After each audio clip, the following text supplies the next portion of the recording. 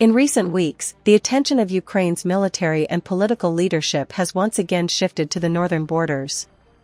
Russia continues its attempts to draw Belarus into a war. Amid intelligence reports, Ukraine has launched large-scale security measures across 5 border regions. Russia's attempts to draw Belarus into the war against Ukraine have been ongoing for years and remain one element of a broader strategy of pressure on Kyiv. Military expert and former SBU officer Ivan Stupak explained this in an interview with Glavred. According to him, the total length of the front line exceeds 3,000 kilometers, and the active zone of combat clashes is approximately 1,200 kilometers. Ukraine is forced to maintain troops along this entire length, which places a significant strain on the defense forces. The Russian command has an ironclad logic: the more hot spots there are on Ukraine's border with Russia and Belarus, the more the attention of our general staff and our forces is distracted, Stupak said. The analyst also recalled that, according to Lukashenko, there are approximately 15,000 Ukrainian troops on the Ukrainian-Belarusian border. Russia, for its part, understands that these forces could potentially be redeployed to other areas, particularly near Kostiantynivka, to deter or disrupt Russian offensive actions. That is, these are additional forces that Ukraine can use. Therefore, Russia is doing everything it can to prevent our command from withdrawing troops from the Belarusian border and redeploying them elsewhere. These hotspots are keeping the Ukrainian command in a tight spot, he emphasized. Russia is preparing for a possible offensive on Kyiv from Belarus, which is creating additional strategic pressure on Ukrainian forces.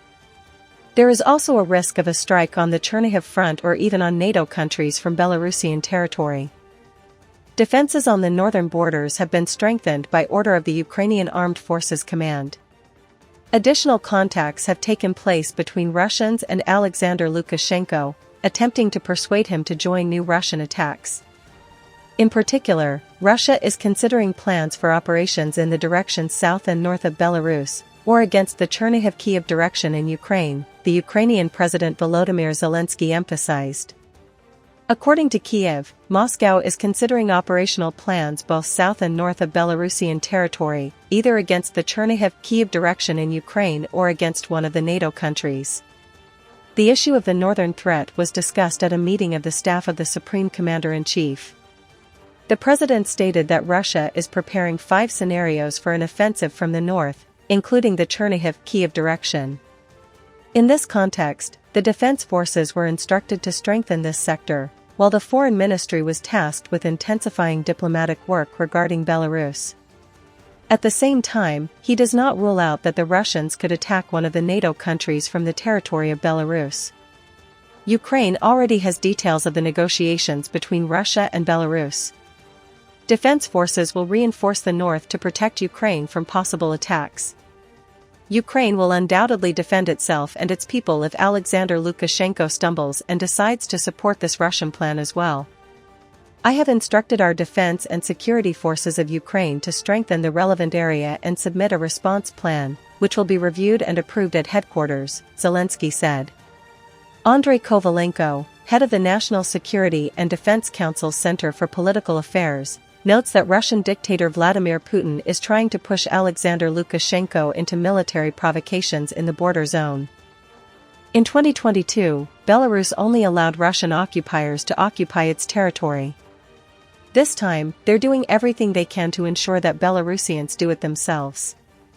If Lukashenko lets Belarusians down like this, and if they follow his orders, it will be tragic for Belarus, Kovalenko emphasized.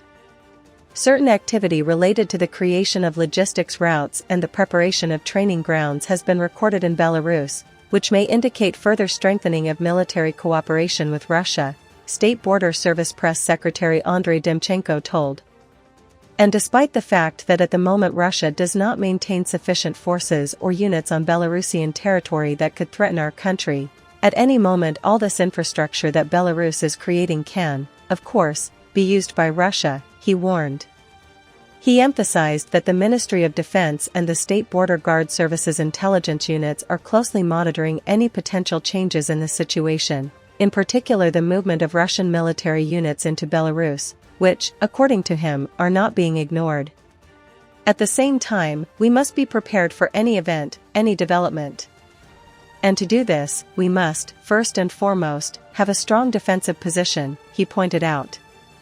Demchenko also noted that Belarus, while supporting Russia, is attempting to shift responsibility for the tensions to Ukraine or even European countries, presenting it as a threat to itself and justifying the need for Russian support. He believes this is part of the information pressure and manipulation that Belarus continues to employ. Our task is to repel any attempts at invasion, and even more so to counter any attempts to escalate the situation, especially if provocative actions occur directly near our border, he concluded. Security Service of Ukraine, together with the defense forces, announced the start of large-scale security measures in the northern part of the country. Special operations of this scale have been deployed in 5 regions: Chernihiv, Kyiv, Zhytomyr, Volyn, and Rivne. The agency emphasizes that these steps will serve as an effective deterrent against any aggressive actions or operations by the enemy and its ally.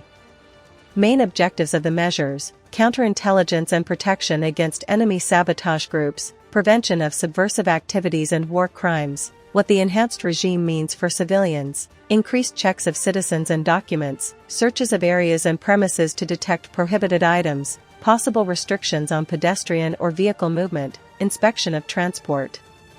Border residents are urged to understand the temporary inconvenience, carry identification documents at all times, and strictly observe curfews. Meanwhile, Belarus and Russia are conducting nuclear exercises, which the Kremlin openly described as a signal to NATO. Russia's defense ministry has already reported that nuclear munitions were delivered to field storage sites in Belarus as part of the drills. Lukashenko visited a missile brigade in the Osipovichy district, where he said that his dream of having Russian Iskander systems in Belarus had come true.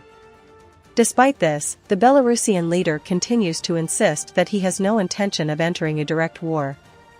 We will defend our motherland together, from Brest to Vladivostok, where the 2 states are located. If we are drawn into the war, including if it is against Ukraine, it will only be in one case, if they commit aggression against us.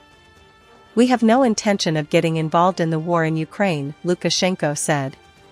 He also added that he is ready to meet with Volodymyr Zelensky anywhere in Ukraine or Belarus to discuss issues of Belarusian-Ukrainian relations.